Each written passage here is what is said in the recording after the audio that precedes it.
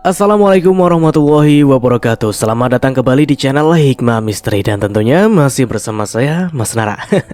Apa kabar kalian semua? Semoga selalu baik-baik saja, sehat badannya, dilimpahkan rezekinya, dan dihindarkan dari segala mara bahaya. Amin. Di kesempatan kali ini saya akan menceritakan sebuah cerita drama rumah tangga dengan judul Istri Ketiga, melanjutkan dari part kemarin. Oke, seperti biasa sebelum ke ceritanya, bagi kalian yang belum subscribe channel ini, silahkan bisa subscribe dulu dan aktifkan lonceng notifikasinya agar kalian tidak ketinggalan cerita dari channel Hikmah Misteri yang akan selalu meributkan hati kalian. Dan jangan lupa juga untuk share and like agar Mas Nara lebih bersemangat lagi untuk menghibur kalian. Oke, terima kasih, and so just try keep up with me. Teguh sudah tiba di gang depan rumah Rahma. Ia menghentikan motornya di sana. Helm tetap ia kenakan. Bahkan kali ini, ia memakai buff untuk menutupi wajah. Ia masih tidak tahu apa yang harus ia lakukan. Ia tak ingin menyakiti Rahma. Tapi ia juga tak mungkin pulang tanpa membatalkan pernikahannya besok. Pada saat yang sama, lewatlah sepasang laki-laki dan perempuan. Teguh mengernyit. Ia mengenali perempuan itu. Ia pernah melihatnya di rumah Tante Delia. Dan sang laki-laki dari foto di majalah dan internet. Ia tahu itu adalah Bramantya, pemilik jaringan apotek terbesar di daerah ini. Mereka suami istri.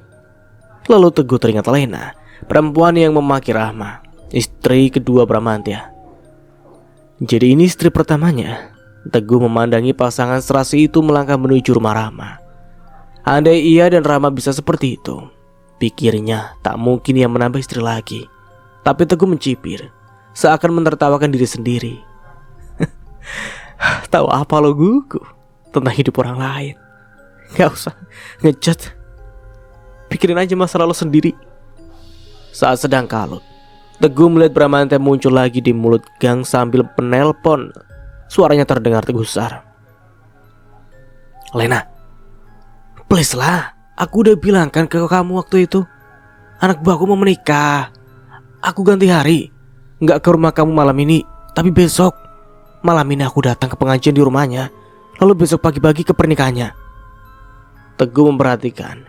Ternyata Bramantya sedang menelpon istri keduanya. Bramantya menghela napas kesal, lalu tampak mematikan sambungan telepon. Kemudian menyadari kehadiran Teguh di sana dengan motor dan helm dan buffnya. Ia ingat tadi sempat melihat lelaki ini saat melangkah masuk gang bersama Najla. Ia pun curiga dan segera menghampiri. Ojek bang. Teguh buru-buru menggeleng. Kalau bukan ngapain dari tadi berdiri di sini? Nada Bramantya meninggi. Teguh menyadari Bramantya mencurigainya. Maaf Pak Bramantya, jangan curiga. Dahi Bramantya berkerut. Kok tahu nama saya? Teguh membuka helm dan menarik buffnya. Bramantya terkejut saat mengadakan meeting dengan Rama dan Buyana di cabang Persada. Ia pernah melihat pria ini di depan apotek beberapa waktu silam, berbicara dengan Rama. Teguh menjulurkan tangan. Saya Teguh, calon suami Rama, pegawai bapak. Teguh memperkenalkan diri dengan suara tercekat. Bramantya terkejut dan heran. Loh, calon suami Rama? Kok masih di sini? Pengajiannya sebentar lagi dimulai. Teguh melihat sekeliling. Tak jauh dari tempat mereka berdiri, terdapat sebuah minimarket dengan kursi-kursi di depannya. Pak, bisa kita bicara sebentar di sana? Bramantya semakin heran tapi ia mengangguk. Oke. Teguh mendorong motornya ke sana. Sejujurnya ia masih tidak tahu kenapa ia minta berbicara dengan Bramantya. Ia pun tak tahu apa yang hendak dibicarakan. Yang pasti ia perlu bicara dengan seseorang. Walau begitu ia agak heran kenapa Bramantya mau saja mengikutinya. Teguh membeli 2 kopi botol di dalam minimarket, menjulurkan satu ke Bramantya dan membuka satu untuknya, meminumnya untuk melegakan tenggorokan.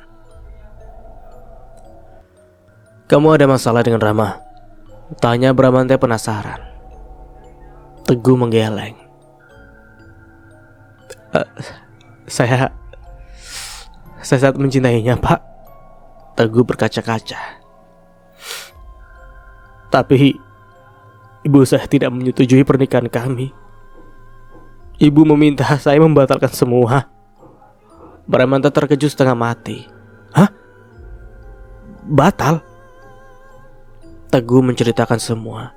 Entah kenapa wibawa laki-laki di hadapannya membuatnya mengalirkan kisah dengan begitu mudahnya. Bahkan hingga kisah kecemburuannya terhadap atasan Rama di hadapannya ini akibat ucapan Lena.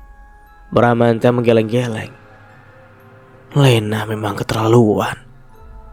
Maafin Lena, dia memang begitu ucapannya. Jangan kamu ambil hati, ucap Bramantha dengan sangat malu. Gak apa-apa Pak, saya paham kalau Bu Lena cemburu. Saya aja cemburu Pak. Teguh tersenyum pedih. Bramantha meringis. Teringat keinginan Najla untuk menjadikan Rama sebagai istri ketiganya. Bahkan kemudian teringat juga saat ia terkesan akan Rama. Bramantha buru-buru menghalau perasaan konyol itu. Kemudian kembali fokus kepada Teguh. Jadi, bagaimana sekarang? Kamu gak akan membatalkan pernikahan ini kan? Kasihan Rama dan keluarganya. Mereka bahagia banget. Tadi saya bertemu ayah Rama, dan beliau tampak sangat senang anaknya akan menikah besok. Kamu gak bisa bujuk ibu kamu? Teguh menggeleng. Saya gak bisa menyakiti ibu saya. Darah Bramantha mendidih. Lalu kamu bisa menyakiti Rama? Kata kamu kalian sudah dekat selama 10 tahun. Bayangkan rasa malu Rama dan keluarganya andai pernikahan ini batal. Saya pun akan marah jika pernikahan ini batal. Rama gadis baik-baik. Dia tidak pantas diperlakukan seperti ini, ditinggalkan menjelang hari pernikahannya. Saya tidak rela. Teguh terkesiap. Ia juga jadi emosi. Kalau bapak saja tidak rela itu, apalagi saya, Pak. Saya mencintai Rama. Lalu Teguh terdiam. Dahinya bergerut hebat. Jangan-jangan bapak juga mencintai Rama. Dek. Bramantha membelalak. Syok mendengar tuduhan Teguh. Aku? Mencintai Rama? Di rumah Rama, suasana ramai oleh para tamu yang disambut ramah oleh Erma dan Barun. Mereka terlihat sangat bahagia. Terima kasih sudah mau datang ke pengajian ini, Bu Najla. Besok ibu datang juga kan? Erma memastikan karena sejujurnya ia memang sengaja mengundang Najla agar melihat sendiri bahwa putri Erma Sematawayang sudah menikah. Jadi jangan sekali-kali lagi mengharapkan Rama untuk dijadikan madunya. Najla pun tersenyum. Insya Allah datang. Datang sendiri Bu Najla? Tanya Tante Delia yang duduk di sebelah Najla di ruang tamu. Enggak, sama suami. Oh, seru Erma dan Tante Delia bersamaan. Lalu Barun muncul di depan mereka dan bertanya kepada Erma. Kita mulai sekarang aja, Mah. Erma terdiam berpikir. Memangnya Teguh sudah datang? Ibunya belum kelihatan ya? Katanya dia kan datang sama ibunya. Barun dan Erma saling pandang. Rona khawatir memenuhi air muka wajah mereka. Teguh belum datang juga. Coba suruh Sineng telepon. Erma mengangguk, lalu masuk ke kamar Rama. Bramantha tersenyum dengan sebelah ujung bibir terangkat. Kamu jangan cemburu buta. Mana mungkin saya mencintai Rama. Dia pegawai saya, salah satu yang terbaik. Mencintai dia sama saja mengacaukan bisnis saya. Dan mungkin kamu batal menikahi Rama juga akan mengacaukan bisnis saya. Teguh terdiam. Bramantha menghela napas. Kamu kenapa sih? Gak membujuk ibu kamu baik-baik aja. Rama gadis yang pantas dijadikan menantu oleh siapapun loh. Bramantha terkekeh kesal. Kamu tahu, bahkan istri pertama saya saja menganggap Rama lebih cocok untuk jadi madunya ketimbang istri kedua saya, si Lena. Gila gak tuh? Dek. Teguh mengurutkan kening saat selintas ide muncul di benaknya. Bramantha melihat perubahan raut wajah Teguh dan penasaran. Kenapa? Kamu tersinggung? Saya aja tersinggung. Teguh buru-buru menggeleng. Enggak Pak, saya enggak tersinggung. Justru saya mau minta tolong sama Bapak. Minta tolong apa? Bramantha memandang heran Teguh yang tiba-tiba bersemangat. Di kamarnya Rahma terus mencoba menelpon Teguh, tapi ponselnya tetap tidak aktif. Gimana ini Neng? Perasaan Mama gak enak. Sejujurnya perasaan Rahma juga sama tak enaknya. Ia yakin ada sesuatu. Bahkan ia sempat berpikir Teguh hanya membohonginya dengan semua janji tentang pernikahan ini, dan ia tak akan muncul. Tapi tentu ia tak ceritakan firasatnya itu kepada Irma. Bisa pingsan mamanya nanti. Bramantia geleng kepala dan dengan emosi. Gila, permintaan kamu barusan gila. Hah, saya gak akan melakukannya. Saya gak bisa. Tapi Pak, Bramantia segera memotong. Sebaiknya kamu segera pulang dan bilang ke ibumu besok kamu akan menikah. Dengan atau tanpa restunya. Kamu sudah melangkah sejauh ini. Kamu gak bisa mundur lagi. Kalau besok kamu tidak datang, saya sendiri yang akan mencincang kamu karena sudah mempermainkan pegawai terbaik saya. Bramantia melangkah pergi dari minimarket dengan penuh amarah sebelum benar-benar berlalu. Ia berseru kepada Teguh sekali lagi. Jadi laki-laki, kamu jangan jadi banci. Hati Teguh seperti ditikam sembilu mendengar ucapan terakhir Bramantia. Ia ingin membalas semakin itu, tapi ia memang merasa seperti banci. Ia terlalu pengecut. Namun surganya ada di telapak kaki sang ibu. Dan bukan masalah surga atau neraka saja yang ia pikirkan, tapi ia sungguh sangat menyayangi ibunya demi semua yang telah ibu lakukan untuknya. Ia menyayangi Rama juga, bahkan sangat mencintainya. Tapi akankah besok pagi ia akan bisa bersikap seperti laki-laki dan bukan seperti banci? Tak terasa air mata menetes di pelupuk. Teguh buru-buru menghapusnya, tapi air itu terus mengalir. Teguh pun terisak sembari menutup wajahnya. Bramantia sampai di dekat rumah Rama. Tampak Barun sedang memandang ke arah jalan masuk gang. Bramantia menghentikan langkah. Ada rasa tak tega melihat pria parubaya itu menatap penuh harap. Bramantia menarik nafas, lalu melangkah lagi mendekati Barun. Pak, sapa Bramantia dengan pelan. Barun tersenyum, mengangguk, lalu tatapannya kembali ke jalan di ujung gang. Bramantia menelan ludah iba. Pak, panggil Bramantia yang disambut senyuman lagi dari bibir Barun. Iya. Sudah hampir jam 8 malam. Gak sebaiknya dimulai saja pengajiannya? Bramantia pikir, jika mereka berdoa saat ini untuk kelancaran pernikahan besok, mungkin Allah akan membolak-balikan hati Teguh dan ibunya, sehingga akad tetap bisa dilangsungkan besok.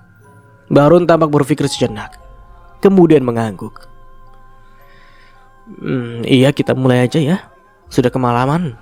Kalau Teguh nanti datang bersama ibunya, mereka bisa langsung bergabung. Lalu Barun masuk ke dalam rumah. Bramantia masih berdiri di tempatnya.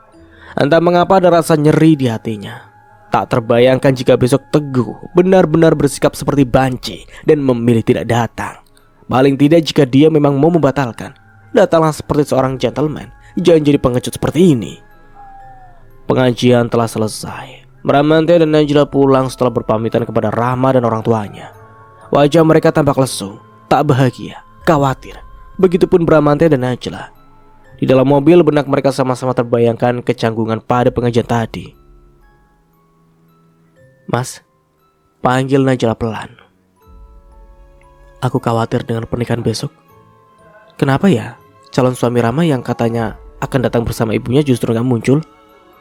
Sejenak mata Bramantia terpejam. Lalu segera ia buka karena harus melihat jalan di hadapan mobilnya. Ia sangat ingin bercerita kepada Najla tentang pertemuannya dengan Teguh, tapi itu sama saja dengan memati kembali kobaran semangat Najla untuk menjadikan Rama istri ketiga Bramantia. Bramantia masih berharap besok Teguh akan datang, dengan atau tanpa ibunya. Kok diam aja sih mas? Bramantia berusaha tersenyum. Doakan yang terbaik aja buat Rama ya. Najla menghela nafas. Baginya yang terbaik adalah Rama menikah dengan Mas Bramantia, karena ada sesuatu yang masih ia sembunyikan dari suaminya itu. Sesuatu yang membuatnya semakin takut akan dipanggil lebih dulu oleh Yang Maha Kuasa. Andai Bramantia menikah dengan Rama, mungkin ia akan lebih tenang menghadapi semua. Di hadapan ayah dan mamanya, Rama berusaha tersenyum dan tetap santai. Walau mungkin sorot matanya tak bisa berbohong, ia sangat takut. Ia sudah membayangkan kemungkinan terburuk besok. Tapi satu sisi hatinya mengatakan, Teguh sangat mencintainya. Teguh tak mungkin menyakitinya dengan cara sekeji ini. Setelah semua tamu pulang, Rahma masuk kamar menangis tanpa suara. Sama sekali tanpa suara. Ia tak ingin orang tuanya tahu betapa ia hancur malam ini. Betapa ia merasa setengah yakin ia akan hancur juga besok. Tangannya terus menelpon dan mengirimkan pesan untuk Teguh. Tidak aktif, tidak terkirim. Ingin rasanya ia kabur saja atau lenyap di telan bumi. atau ingin terlelap malam ini dan tak akan terbangun hingga entah kapan, hingga Teguh datang dan menyelamatkan diri dari tidur panjang dan menikahinya. Lelah menangis, Rama tertidur betulan dan ia bermimpi seperti Putri Aurora. Ia tertidur lama dan ada seseorang pangeran yang menyelamatkannya dengan mengucapkan ijab kabul. Tapi Rahma hanya melihat tangan pria itu yang terjabat dengan tangan ayahnya. Saat Rahma mengangkat wajah hendak melihat siapa lelaki itu, terdengar ketukan dan panggilan dari luar kamar. "Neng, bangun, udah subuh," teriak Erma. Rahma terbangun dari mimpinya. Ia berusaha memejamkan mata lagi, masih ingin melihat wajah pria itu, tapi hanya gelap yang ia saksikan. Tak ada adegan pernikahan lagi, hanya gelap. Rahma sudah di hadapan cermin di kamarnya, matanya terpejam. Perias Tante Delia entah sudah melakukan apa ke wajahnya. Ia tak peduli. Ia hanya berharap orang suruhan ayahnya sudah tiba di rumah Teguh dan memastikan Teguh hadir nanti. Sejak subuh Rama kembali berusaha menelpon Teguh, tapi tak ada hasil. Karenanya Barun mengirim salah seorang anak tetangga menuju ke rumah Teguh. Awalnya Rama sudah menolak untuk dirias, paling tidak sampai ada kabar dari Teguh. Tapi melihat mamanya menangis tiada henti, Rama akhirnya menurut juga saat Tante Delia membujuknya. Rama tidak tahu di luar orang suruhan Barun sudah tiba kembali. "Ayah, rumah Kak Teguh kosong. Kata tetangganya mereka berangkat ke Garut subuh tadi buat nyekar ke makam bapaknya Teguh." Seketika jantung Barun seakan berhenti. Pandangannya gelap dan berkunang-kunang. Mungkin ia sempat terjatuh karena si anak tetangga dan beberapa kerabat yang sudah hadir memengganginya. Najla baru saja tiba di sana dan terkejut melihat Barun yang limbung. "Ya Allah, Bapak kenapa?" Si anak tetangga dan yang lainnya saling pandang, tak berani menjawab untuk Barun. Najla segera merasakan ada yang gawat di sana. "Ambil air buat Pak Barun," suruh salah seorang kerabat. Si anak tetangga bergegas masuk. Najla semakin penasaran, tapi bertanya kepada ayah Rama yang tampak sedang syok berat itu. Tampaknya bukan hal yang bijak untuk dilakukan. Si anak tetangga kembali dengan segelas air putih yang diminumkan sang kerabat kepada Barun. "Jadi gimana ayah? Kak Teguh mau disusul ke Garut atau gimana?" Najla membelalak. "Menyusul Teguh ke Garut?" Barun menggeleng. Sang kerabat mendesak. "Tapi kalau nggak disusul, nggak dibawa ke sini, gimana pernikahan Rama?" Barun masih belum bisa bicara. Ia hanya menggeleng lagi. Najla menatap semua dengan bingung. Namun dari obrolan mereka yang ada di sana, ia memahami apa yang tengah terjadi. Ia pun segera melipir. Najla merasa sangat iba kepada Rahma dan keluarganya. Teringat saat mereka bertemu di rumah Delia. Mama Rahma tampak begitu bahagia. Najla tak bisa menanggung semua sendiri. Ia mengeluarkan ponselnya, lalu mencari tempat yang agak sepi. Tak lama kemudian terdengar suara di ujung sana. "Assalamualaikum." "Waalaikumsalam, Mas Bram. Kasian banget Rama dan orang tuanya." Pramanta yang baru saja memasukkan peralatan golfnya ke bagasi mengernyit. "Kenapa mereka?" "Kamu sudah ada di sana?" "Iya kan, tadi sebelum Mas berangkat golf, aku sudah bilang mau datang duluan, mau bantu-bantu, tapi ternyata apa?" Pramanta masuk ke mobil dan menyalakan mesin. "Teguh, ya, calon suami Rahma benar-benar menghilang. Kata yang tadi menyusul ke rumah Teguh, katanya Teguh dan ibunya malah berangkat ziarah ke makam bapaknya di Garut tadi subuh." Ramanya terhenung. "Ya Allah, gimana ini Mas? Akhirnya Rama sampai semaput loh." Najla melirik ke arah rumah dan masih melihat Barun terbengong-bengong, dikelilingi para tetangga dan kerabat. "Kayaknya Rahma belum dikasih tahu deh Mas." Pramanta teringat ucapan Teguh semalam. "Kalau Bapak tidak keberatan, gantikan saya. Jadikan Rama istri ketiga Bapak." Ingin rasanya ia menonjok lelaki pengecut yang telah nekat menyuruhnya melakukan hal itu. Dan sekarang Bramantya benar-benar ingin mencincangnya. "Mas, gimana ini?" Terdengar suara Najla di ujung sana. Sebenarnya Teguh semalam sudah bicara sama aku." Najla terkejut. Bicara apa?" "Soal dia gak mau datang. Dia gak mau nikah." Pramanta melajukan mobilnya keluar parkiran padang golf dan menceritakan semua kepada Najla dalam perjalanan pulang. Rahma sudah selesai dirias. Tante Delia pun membantunya mengenakan gaun pengantin pilihan gadis yang wajahnya begitu pias.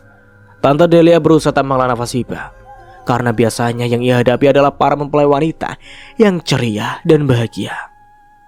Tapi kini berbeda. Terdengar ketukan pintu di depan kamar Rahma. Rahma segera menoleh. Tante Delia selesai membantunya. Kini Rahma sudah tampak cantik dengan riasan dan gaun indahnya. Andai wajahnya bisa sedikit tersenyum. Erma membukakan pintu. Wajah Barun tampak pucat pasi. Rahma menyadarinya. "Ayah, kenapa?" Barun masuk dan menutup pintu di belakangnya, lalu memandangi wajah putri semata wayangnya sembari menahan air mata. "Ayah, jangan bikin takut dong. Ada apa sih?" tanya Erma. "Teguh, udah datang dia." Tapi Barun malah limbung. "Ayah!" Rahma dan Erma segera menyambar tubuh Barun, lalu mendudukannya di bangku yang tadi ditempati Rahma saat dirias. Kembali terdengar ketukan di pintu. Rahma dan Erma saling pandang. Lalu Erma menoleh ke Tante Delia yang masih bersama mereka di kamar yang berukuran sangat sempit itu. Tante Delia segera membuka pintu. Tampak oleh mereka Najla berdiri di sana. "Saya boleh masuk?" Rahma mengangguk walau ragu, lalu segera kembali memandangi ayahnya. "Ayah, ada apa? Ayah sakit?" Barun menggeleng lemah. Erma tampak tak sabar lagi. "Ayah." Kalau ayah gak mau jawab, Mama keluar dan tanya orang-orang. "Ini tentang Teguh kan?" Insting seorang ibu kali memang tak pernah salah, pikir Najla. Ia menoleh ke arah Barun lagi dan memahami bahwa pria yang kini terisak itu belum mengatakan apapun kepada anak dan istrinya. "Pak, seperti apapun keadaannya, Bapak harus menyiapkan yang sebenarnya kepada Rahma dan istri Bapak." Najla memandangi wajah pria itu, hanya gelengan yang ia dapati. "Pak, Bapak mau saya yang menyampaikan?" Barun menoleh ke arah Najla, menimbang sesaat. Ia tidak tega mengatakan dengan sejujur-jujurnya kepada Rahma, apalagi Erma. Tapi istri atasan anaknya ini benar. Mereka harus tahu. Akhirnya Barun mengangguk, mempersilahkan Najla yang menjelaskan. Erma segera memberondong Najla dengan berbagai pertanyaan. "Ada apa ini, Bu? Teguh kenapa? Tolong jujur sama saya, Bu. Teguh gak datang? Atau ibunya gak mau datang? Ada apa?" Erma gak histeris sampai-sampai Tante Delia merangkul bahunya dan menenangkannya. Sebelum menyampaikan berita pahit ini, Najla menoleh ke arah Rahma, memastikan apakah gadis ini kira-kira sanggup atau tidak menerimanya. Tapi sekilas Rahma tampak lebih tenang daripada mamanya. Najla menggamit tangan Rahma, lalu tangan Erma yang menatap mereka berdua. Dalam hati ia menyebut asmanya, lalu menarik nafas dalam dan mengatakan yang sebenarnya kepada sepasang ibu dan anak di hadapannya. "Rahma, Bu Erma, sabar ya, yang kuat. Teguh tidak akan datang hari ini seperti semalam. Juga ia tak akan datang." Erma langsung menangis histeris.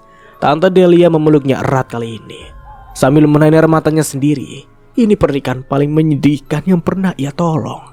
Sementara Rahma seperti tak bisa merasakan apapun. Tatapannya kosong. Tapi ia masih bisa bertanya kepada Najla, "Kenapa, Bu? Apa karena ibunya?" Najla teringat cerita Bramantya tadi dan ia mengangguk. Ia pikir lebih baik Rahma dan keluarganya tahu yang sebenarnya. Katanya, Teguh dan ibunya sudah berangkat untuk ziarah tadi subuh ke makam bapaknya di Garut. Rahma mengangguk. "Itu pasti cara ibunya agar Kak Teguh gak jadi menikah dengan saya." "Kurang ajar si Tuti!" Erma berteriak sekencang-kencangnya. "Perempuan gak punya hati. Kalau dia gak izinin anaknya nikah sama anak saya, harusnya gak gini caranya. Ya Allah, ya Allah." "Sabar Bu Erma, sabar. Tante Delia terus berusaha menenangkan teman pengajiannya itu. "Enggak, jangan suruh saya sabar. Saya gak bisa sabar. Kita susul mereka ke Garut. Teguh harus menikah dengan si Neng. Jemput dia. Jemput sekarang." Semua mata tertuju pada Erma yang masih mengamuk histeris hingga terdengar suara mengejutkan, gubrak. Saat mereka semua menoleh, tampak Rahma sudah terjatuh dan pingsan. "Neng!" teriak Bahrun dengan panik. Najla sudah bersama Bramantya di luar rumah Rama. Wajah mereka tampak menyiratkan kekhawatiran yang sangat besar. Bramantya tampak menggeleng berkali-kali. Najla menggenggam tangan Bramantya dan menatapnya dengan sorot mata memohon. "Enggak, Najla, enggak akan." Bramantya kembali menggeleng. "Jangan paksa aku." "Tapi kamu sendiri yang bilang tadi Teguh meminta kamu menggantikan dirinya menikahi Rama. Dan menurutku dia gila." Bersamaan dengan itu sepasang suami istri parubaya lewat di dekat mereka. "Kasihan Bapak Barun. Udah bikin pesta kayak gini, anaknya gak jadi nikah," ujar sang suami prihatin. Emang si Ermanya aja kegatelan pengen nikahin anaknya sama si Teguh. Mentang-mentang tuh kerjanya bagus, udah mau jadi sarjana lagi. Si Rama mah apa lulusan SMK doang, gak seimbang pak. Najla membelalak kesal mendengar pembicaraan tadi. Ia menoleh ke arah suaminya. "Buktikan sama mereka Rama mampu mendapatkan laki-laki yang jauh lebih baik dari Teguh, yang sudah kabur dari komitmen. Nikahi Rama mas. Semua orang tahu kamu pria sukses dengan bisnis yang semakin maju." Bramantya menghela nafas dan tersenyum sinis.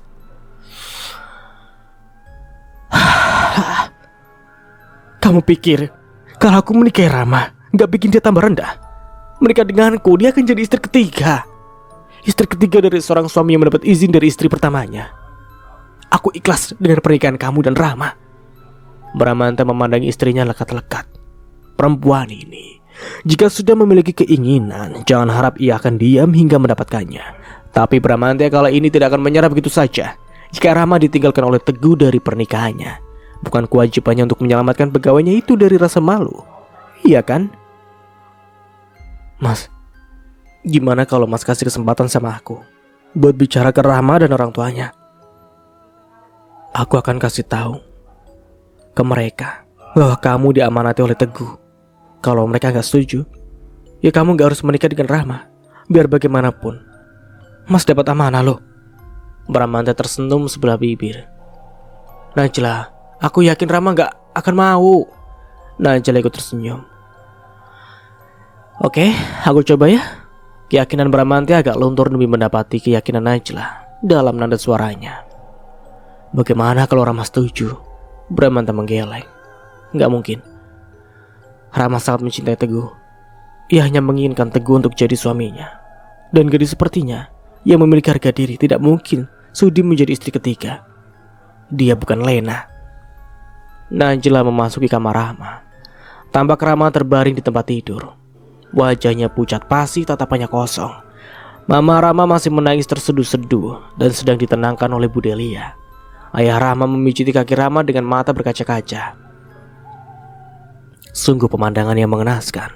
Najla sangat marah kepada Teguh atas apa yang ia perbuat kepada keluarga ini.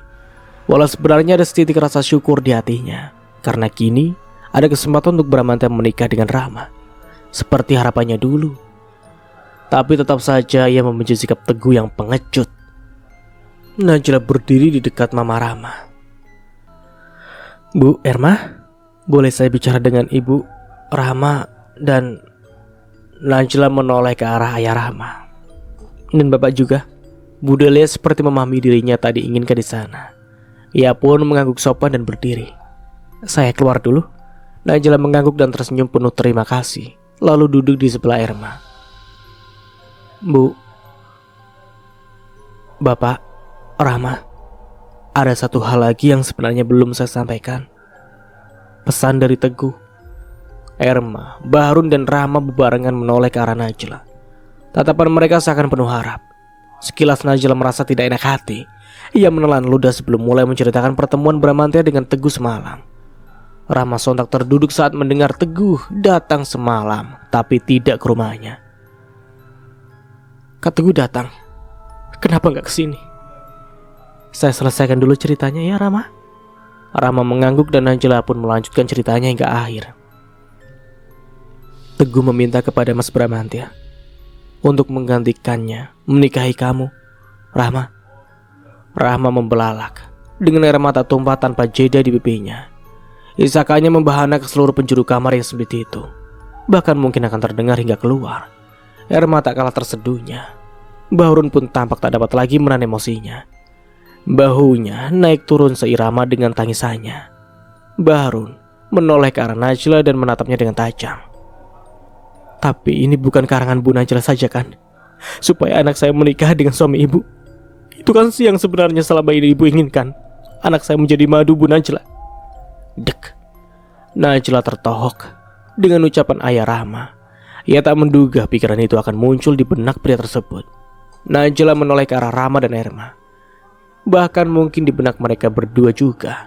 Najla memutuskan untuk jujur. Bapak tidak salah. Saya memang pernah mengharapkan agar suami saya bisa menikah dengan Rahma. Tapi itu dulu.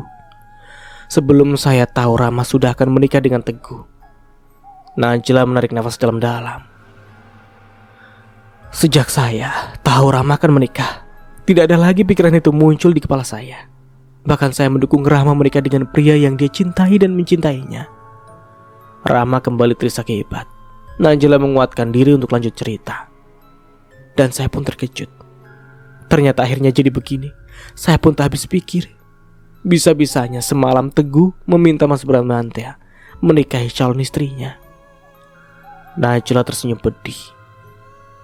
Mungkin seperti saya yang sangat mencintai Mas Bram. Alasan Teguh juga karena dia sangat mencintai Rahma. Kalau cinta kenapa malah suruh nikah sama orang lain? Tukas Rahma. Kalau saya, karena saya ingin yang terbaik untuk Mas Bram. Saya gak tahu berapa lama lagi usia saya. Keluarga saya rata-rata meninggal usia muda. Orang tua saya, adik kakak saya, mereka. Saya hanya ingin memastikan Mas Bram dan anak-anak bersama orang yang tepat setelah saya pergi nanti. Bahrun menatap Najla tak percaya. Umur itu di tangan Allah Bu Najla, dan yang menentukan masa depan makhluk hanya Sang Pencipta. Kalau ibu memang dipanggil lebih dulu, Allah yang menjaga mereka. Bahkan sekarang mereka bukan dijaga oleh Bu Najla, tapi oleh Allah. Bahkan Bu Najla sekarang pun Allah yang menjaga. Najla mengangguk. Betul Pak, itu pun kerap terlintas di benak saya. Tapi anggaplah ini sekedar ikhtiar saya yang sudah diamanai suami sebaik Mas Bram dan anak-anak sehebat kedua anak saya. Bahrun masih tak habis pikir, tapi tak bisa lagi mendebat Najla. Rahma, kalau kamu bersedia, Mas Bram bisa menikahi kamu sekarang demi menjalankan amanah Teguh. Dan agar, maaf, kamu, bapak dan ibu tidak perlu menanggung malu karena pernikahan yang batal. Rahma, Bahrun dan Erma saling pandang. Rahma menggeleng-geleng di antara isak tangisnya. Ia hanya ingin menikahi Teguh, bukan Pak Bramantya. Impiannya adalah bersanding dengan pria yang telah menyimpan hatinya sejak ia remaja. Lagi pula ia tak punya apapun untuk ditawarkan kepada Pak Bramantya. Cinta, semua sudah ia berikan kepada Teguh. Sekilas di benak Erma, paling tidak semua uang yang telah dikeluarkan tidak akan sia-sia. Ia menoleh ke arah Bahrun lagi. Bahrun tertunduk. Bramantya pria baik-baik. Sebenarnya, andai ia belum beristri, Bahrun lebih suka Rahma menikah dengan Bramantya. Tapi keadaan justru sebaliknya. Dan Bahrun tidak tega jika anaknya menjadi istri ketiga. Ayah mana yang akan tega? Di luar, Bramantya menanti dengan tegang, berdoa agar Rahma dan orang tuanya menolak ide konyol itu. Cukup sudah ia melakukan satu kali kebodohan dengan menikahi Lena. Ia tak akan sudi mengulanginya lagi. Tak akan pernah. Najla masih menunggu jawaban Bahrun, Erma, dan terutama Rahma. Jantungnya berdegup kencang. Sementara Rahma hanya bisa menangis dan menangis. Kepala Bahrun terasa sakit dan berat. Inikah hukuman bagiku karena sudah membiarkan anak perempuanku dekat dengan laki-laki yang bukan mahramnya dalam kurun waktu yang begitu lama. Perbuatan yang ia tahu salah tapi ia biarkan. Saat pikiran berkecamuk di kepala Bahrun, tiba-tiba terdengar hela napas Erma. Keheningan yang terbelah oleh suara lirih barusan membuat semua menoleh ke arah Erma. Dan benar saja, Erma kemudian mengucapkan sesuatu yang sulit dipercaya oleh Rahma dan Barun.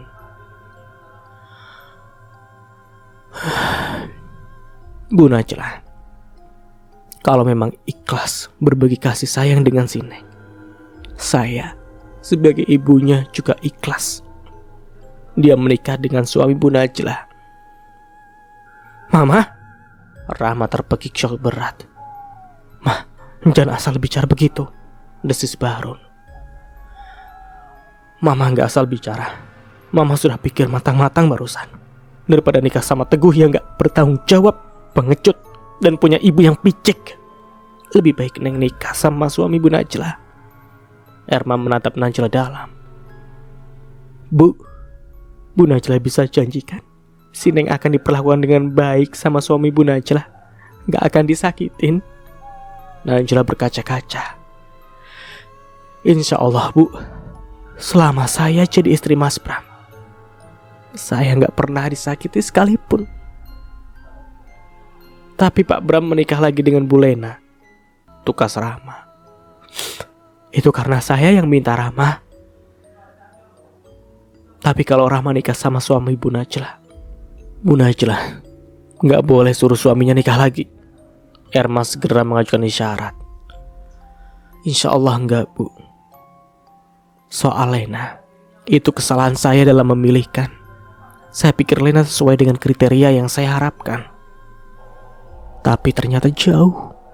Makanya saya ingin Mas Bram menikah lagi dengan perempuan lain. Saya gak akan pernah bisa menitipkan anak-anak saya kepada Lena. Najla menoleh ke arah Rahma. Berbeda dengan Rahma yang cerdas, tulus, dan baik perangainya, saya akan tenang jika Mas Bram menikah dengan Rahma. Barun, istri dan anak perempuannya masih ragu. Najla kembali meyakinkan. Kalau memang Rahma secara hati belum bisa menerima Mas Bram, gak apa-apa, nikah aja dulu. Setelah nikah, barulah saling kenal. Tidak harus rumah dulu, tidak harus, maaf, sekamar dulu. Belajar mengenal satu sama lain saja dulu. Pendekatan. Jika Rahma merasa tidak cocok, Rahma boleh mengajukan cerai. Saya akan pastikan Rahma tidak akan tersentuh hingga benar-benar ada kecocokan. Sehingga kalaupun Rahma berpisah dari Mas Bram, tidak akan ada yang terenggut dari Rahma. Erma merengkuh bahu Rahma, membisikkan sesuatu yang tak dapat didengar oleh siapapun. Tapi bisikan itu membuat air mata Rahma terus jatuh dan menetes. Dan Rahma pun memeluk mamanya dengan erat, sangat-sangat erat. Tanda tanya menyimpul di benak Najla dan Barun. Najla berharap bisikan Erma adalah bujukan agar Rahma mau menerima penawaran dari Najla. Tapi Barun sebaliknya, ia berharap Erma menyerahkan keputusan sepenuhnya kepada Rahma, bahwa istrinya itu ikhlas kalaupun Rahma menolak Bramantya. Terdengar ketukan di pintu kamar Rahma. Semua menoleh. Tante Delia masuk ke kamar dengan wajah tegang. Penghulunya sudah datang, ia mengumumkan sambil menunduk.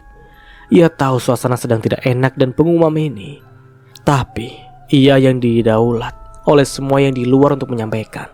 Erma menoleh ke arah Rahma, tatapannya penuh harap. Rahma menatap balik perempuan yang telah mengandung, melahirkan, dan membesarkan dengan penuh kasih sayang, yang memberikan semua yang dia miliki, bahkan bersedia menahan diri untuk tidak menghamburkan uang demi menabung untuk hari pernikahan ini. Setetes air mata membasahi pipi Rahma. Erma tak pernah meminta apapun darinya. Bahkan jika Rahma memberikan sejumlah uang selepas gajian, Erma selalu menolak atau mengembalikannya. Rahma bahkan sampai harus kucing-kucingan membelikan keperluan rumah tangga seperti beras, minyak, telur, gula, kopi, teh. Barun juga sama saja. Rahma pikir hari ini akan membahagiakan kedua orang tuanya dengan mempersembahkan sebuah pernikahan, mengangkat beban dari punggung mereka atas dirinya. Dan Teguh mengacaukan semua. Rahma mengangkat tubuhnya dan berdiri. Jika Teguh bisa menghindar dari pernikahan ini demi ibunya, Rahma juga bisa menjalani pernikahan tanpa cinta ini demi kedua orang tuanya. Mama, Ayah, Bu Najla, saya siap menikah dengan Pak Bramantya. Barun langsung terseduh-serduh. Erma memeluk Rahma dan Najla mengucap hamdalah dalam hati. Tante Delia menahan napas, terkejut, Namun sepertinya tak ada yang berniat menjelaskan kepadanya apa yang terjadi, walaupun ia sudah menatap mereka satu persatu. Ia sadar pernikahan ini mau tak mau memang akan diselangsungkan, karena mempelai wanita sudah menyatakan kesediaannya, dan Najla yang dalam pikiran Tante Delia adalah korban justru tampak lega. Bahrun sudah duduk berhadapan dengan Bramantya. Wajah Bramantya tampak tegang dan memerah menahan emosi yang sejak Najla menyatakan bahwa Rama bersedia menikah dengannya sudah memenuhi kepalanya. Bahrun menyodorkan tangan, walau matanya memerah akibat tangis. Ia tampak sudah siap menikahkan Bramantya dengan putri semata wayangnya. Dengan emosi berkecamuk yang tertahan, Bramantya belum juga menyambut uluran tangan Bahrun. Ia teringat perdebatannya dengan Najla barusan. Aku gak mau. Aduh. Pekik tertahan keluar dari bibir Bramantya. Mau gak mau, Mas harus mau. Rama sudah bersedia, orang tuanya sudah setuju. Rahma membelalak. Kamu pasti menjebak mereka agar mau. Ya, kamu bayar berapa mereka? Air mata mengenang di pelupuk mata Najla. Kalau kamu mikir gitu, Mas, Kamu gak benar-benar mengenal aku. Bramantya tertunduk. Hati kecilnya tahu betul istrinya tidak sekecil itu. Najla menarik nafas dalam. Kemarin aku periksa ke dokter. Jelasnya lirih, kepala Bramantya terangkat. Hasil tes darahku keluar. Diagnosa awal dokter, aku ada autoimun. Bramantya dengan Najla sering tatap. Bramantya sadar Najla telah menggunakan kartu trufnya. Bramantya tak bisa menolak lagi keinginan istrinya yang tersayang. Pak Bramantya? Terdengar suara penghulu memanggil namanya, dan di hadapannya tangan ayah Rama masih terjulur. Sudah siap? Tanya penghulu lagi. Bramantya mengangguk lemah. Penghulu tersenyum. Silakan. Dengan suara tercekal menahan tangis, Bahrun menikahkan Rama dengan pria yang sudah memiliki 2 istri. Menyerahkan tampuk tanggung jawab kepada laki-laki yang tidak dicintai putrinya, dan bahkan tak mencintai si neneng sama sekali, yang tadi sempat ragu menyambut uluran tangannya. Dan Bahrun menyambut ucapan ayah Rama dengan suara yang ia usahakan terdengar setegas mungkin. Ia lakukan semua ini demi satu-satunya perempuan yang ia cintai, bunda dari 2 anaknya yang tersayang. Entah apa yang akan ia hadapi kelak, ia hanya berharap niat baiknya memenuhi permintaan sang istri mendapat ridho dari Allah. Saya terima nikah dan kawinnya Rahma binti Bahrun dengan mas kawin yang tersebut. Tunai. Sah? Barakallah. Bahrun terisak. Bramantya ingin larut bersama lelaki yang kini telah menjadi mertuanya, tapi ia tahan sedemikian rupa. Terlebih pada saat yang sama pintu sebuah kamar terbuka dan muncullah istrinya, istri pertamanya, Najla, tersenyum bahagia ke arahnya. Ia ingin tersenyum juga, tapi tidak bisa. Lalu muncul pula Mama Rahma. Tampak ada kelegaan di wajahnya. Dan terakhir, Rahma tertunduk tak melihat ke arah Bramantya. Bramantya pun sontak menundukkan wajah. Gadis yang beberapa bulan silam ia terima sebagai pegawai, kini harus ia terima sebagai istri ketiga. Betapa skenario kehidupan membuatnya tercengang. Allah menitipkan gadis solehah ini kepada dalam tanggung jawabnya. Akankah ia mampu mengemban amanah dengan baik? Rahma didudukan di sebelahnya. Najla berdiri di hadapannya. Najla tersenyum. Ia menunduk dan tampaklah olehnya tangan Rahma yang bergetar hebat. Sungguh ia ingin merengkuhnya, ingin menenangkannya. Tapi ia kembali teringat ucapan Najla. Tapi maaf Mas, Rahma memilih agar Mas tidak menyentuhnya dulu. Najla menjelaskan perjanjiannya dengan Rahma dan keluarganya. Dan Bramantya menyetujuinya. Bahkan tak ada yang menyuruh Rahma mencium tangannya seperti pengantin baru kebanyakan lainnya. Tapi ia pikir cukup adil. Ia bukan pria yang dicintai Rahma, dan ia menghormati perempuan yang sedang bersanding di sebelahnya. Ia akan menjaga kehormatannya. Bukankah itu juga tugas seorang suami? Beberapa tamu masih saling berinteraksi dan mencicipi hidangan. Bahkan masih ada yang baru saja datang. Ada yang menyadari bahwa mempelai pria bukanlah lelaki yang semestinya berdampingan dengan Rahma. Ada yang tidak tahu apa-apa sama sekali dan memberi selamat dengan sangat amat tulus serta riang gembira kepada Rahma dan Bramantya. Najla memandangi dari kejauhan. Ada rasa lega, ada rasa haru. Ia yakin ini adalah jalan yang terbaik. Tapi itu sebelum Najla menyadari kehadiran Andi. Ya, Di hadapan Rama dan Bramantya kini ada Andi yang tampak terbelalak tak percaya.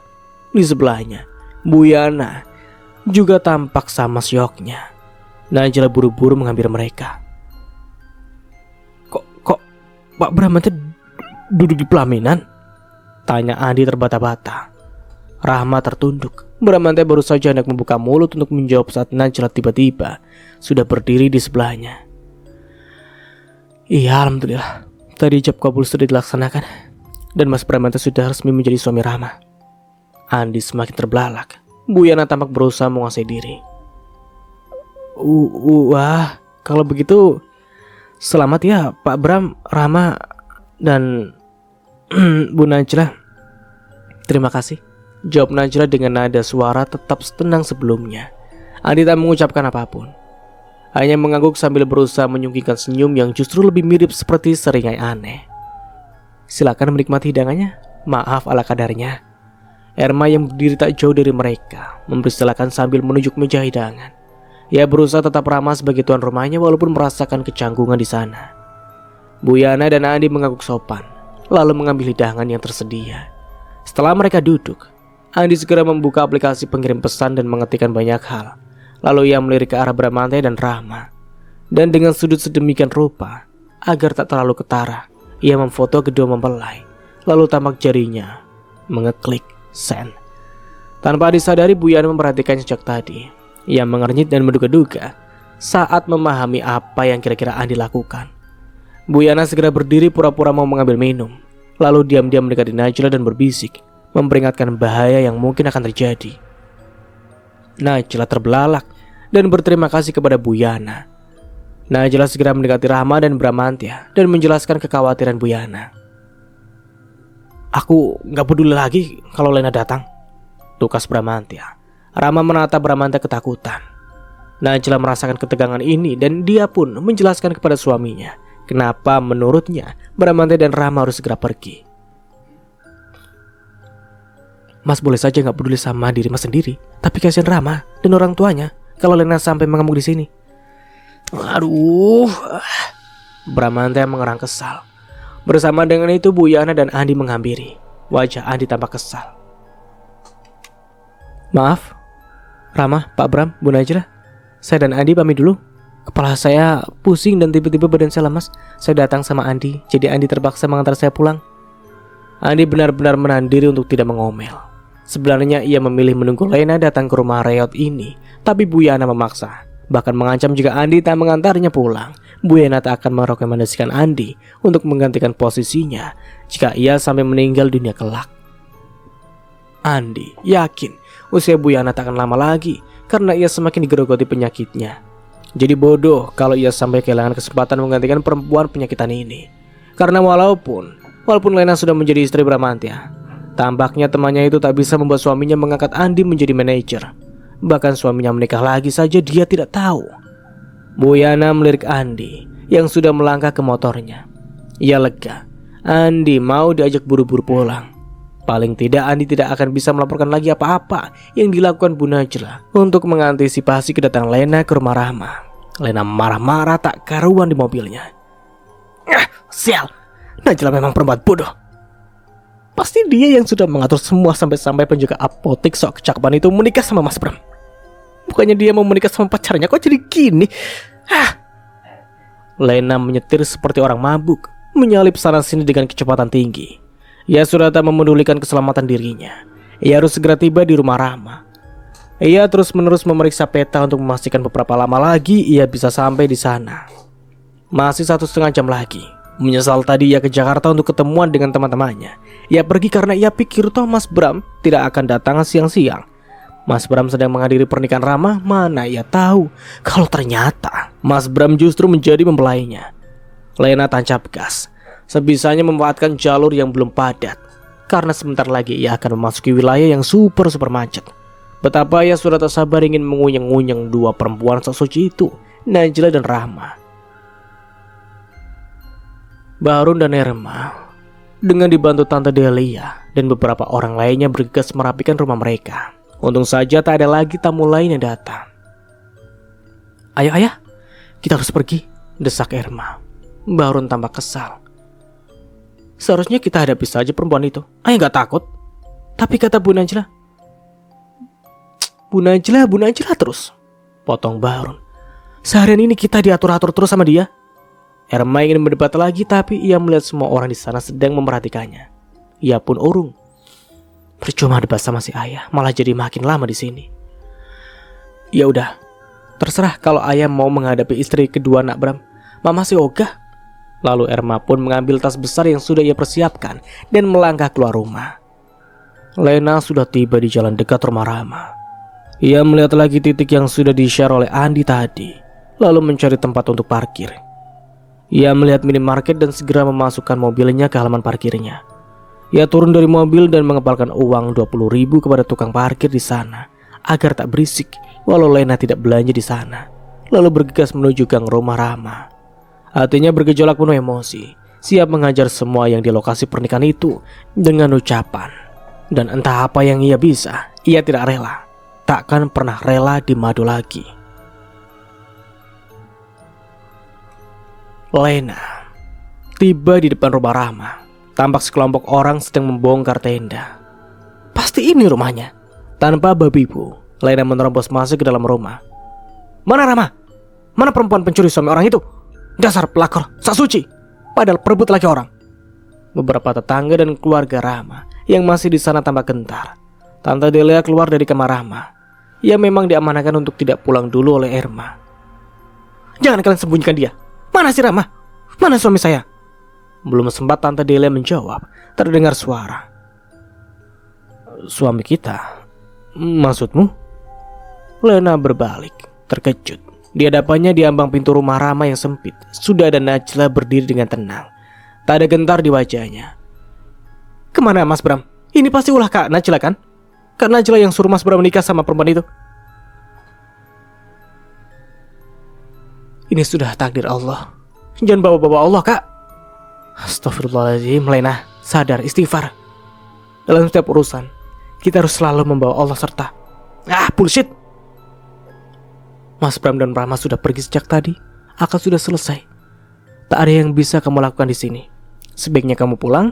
Hari ini jadwal Mas Bram ke rumah kamu kan? Hak kamu akan tetap dipenuhi Mas Bram. Mas Bram akan ke rumahmu nanti malam sesuai janjinya. Jadi tak perlu mengamuk di sini. Lena maju dan mendekatkan wajah ke hadapan wajah Najla. Kak Najla sakit jiwa. Gila. Mana ada perempuan yang menikahkan suaminya dengan perempuan lain, bahkan sampai 2 kali. Apa sih mau Kak Najla? Apa yang dicari? Makin bergairah ya kalau suaminya punya banyak istri. Blak. Refleks tangan Najla melayang ke pipi Lena. Lena membelalak dan hendak membalas, tapi tangannya sudah lebih dulu ditahan oleh Najla. Kalau kamu pikir aku lemah, kamu salah. Sebaiknya kamu pergi dari sini sekarang, sebelum semua keluarga dan tetangga Rama tak dapat menahan amarah mereka. Lena melihat ke sekeliling dan mendapati orang-orang di sana tampak tak segentar sebelumnya. Bahkan seorang laki-laki terlihat berusaha menahan amarah. Sebaiknya Anda pergi sekarang, sebelum amarah saya meledak. Tempat ini hanya pantas untuk orang yang dekat dengan Allah, yang selalu membawa Allah di hatinya. Saya gak akan pergi sebelum saya bertemu dengan perempuan yang telah merebut suami saya. Kali ini Tante Delia maju. Mau apa bertemu dengan Rama? Mau marah-marah? Mau memakinya? Bu, bukankah ibu juga sudah merebut Pak Bramante dari Bu Najla? Saat saya menikah dengan Mas Bram, Kak Najla tahu. Dan dia yang menyuruh Mas Bram menikah dengan saya. Sekarang saya gak tahu apa-apa. Laki-laki yang tadi angkat bicara maju mendekat. Laki-laki tidak perlu izin istri untuk menikah lagi. Apalagi istri kedua yang tidak tahu diri seperti Anda. Diam! Anda yang diam. Saya panggil keamanan di sini kalau Anda nggak mau pergi juga dari sini. Najla membalikkan tubuh Lena. Pergilah Lena. Tak ada gunanya kamu mengamuk di sini. Lena melirik Najla, lalu menatap laki-laki tadi dan dengan penuh amarah, dia mengancam lagi. Jangan dikira saya menerima semua ini begitu saja. Lihat nanti, kalian semua akan merasakan akibatnya. Kemudian Lena pergi dari sana sambil mengempaskan beberapa bangku lipat untuk tamu di depan teras, sehingga terbanting dan menimbulkan bunyi yang berisik. Bahkan ada yang kakinya keteriban bangku dan berteriak kesal. Woi, sedeng lu ya? Najla menghela nafas dalam, menenangkan diri. Tante Delia mendekatinya. Bu Najla, kenapa balik ke sini? Najla tersenyum. Saya harus ikut bertanggung jawab. Saya yakin Lena pasti akan mengamuk. Makanya saya putuskan saya harus ada di sini saat dia datang. Najla melihat koper Tante Delia. Bu Delia sudah merapikan semua peralatan dan pakaian pengantinnya.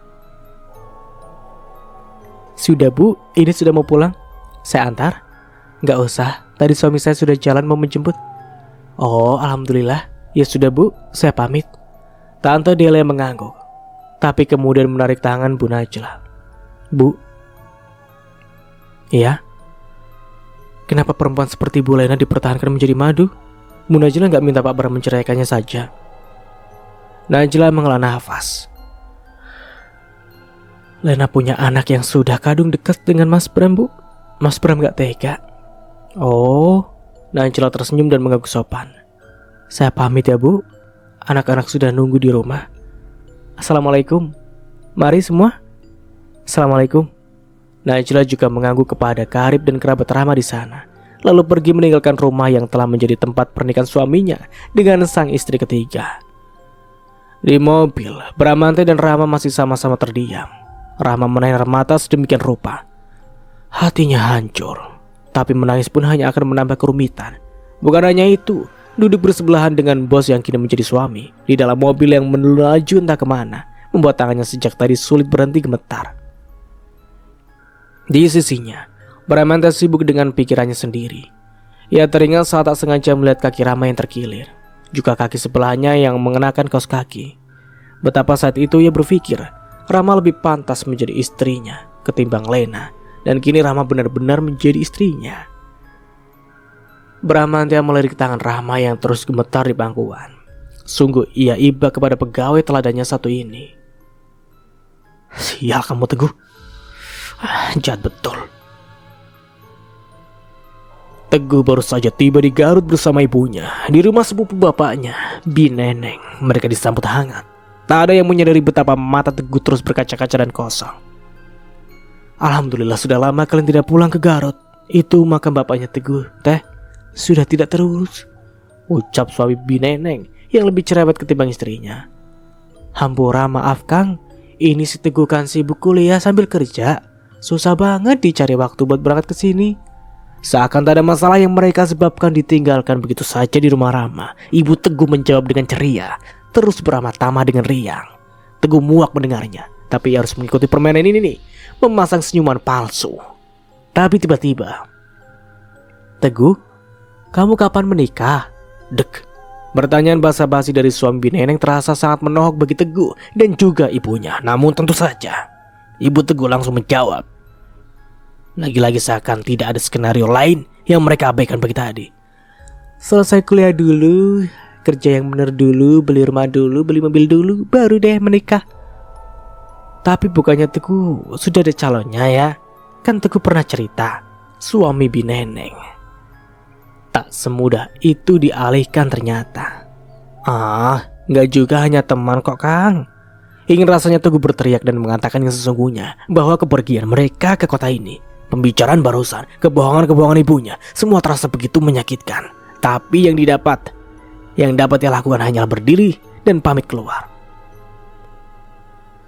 Maaf saya agak pusing, mungkin karena efek perjalanan di bus tadi. Saya mau cari angin dulu di teras.